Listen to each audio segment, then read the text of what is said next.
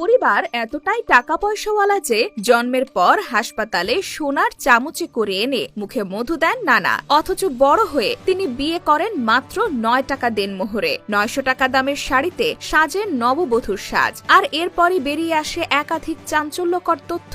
বেশ কয়েকটি গণমাধ্যম দাবি করে স্বামী আজমান নাসির এর আগেও ২টি বিয়ে করেছেন, ২ ঘরেই রয়েছে কন্যা সন্তান। কিন্তু এতে একটুও বিচলিত না হয়ে তিনি আগাতে থাকেন নিজের মতো। বলছিলাম ছোট পর্দার জনপ্রিয় অভিনেত্রী রুকাইয়া জাহান চমকের কথা। নামের মতো যিনি কাজ দিয়েও চমক দেখাচ্ছেন, ডাক্তার হয়েও নাম করছেন অভিনেত্রী হিসেবে। বরিশাল সদর হাসপাতালে জন্মান চমক, তবে বেড়ে ওঠেন ঢাকা শহরে। ক্লাস 7 পর্যন্ত তিনি পড়াশোনা করেন যাত্রাবাড়ির একটি স্কুলে। এরপর পাড়ি জমান উত্তরায়। মা বাবার স্বপ্ন পূরণে MBBS শেষ করেন মানিকগঞ্জ সরকারি মেডিকেল কলেজ থেকে। ছোটবেলা থেকেই সাংস্কৃতিক পরিবেশে বড় হয়েছেন চমক। শৈশবেই নিয়েছেন নাচের তালিম। ক্লাসের পড়াশোনার বাইরে গল্পের বই পড়ার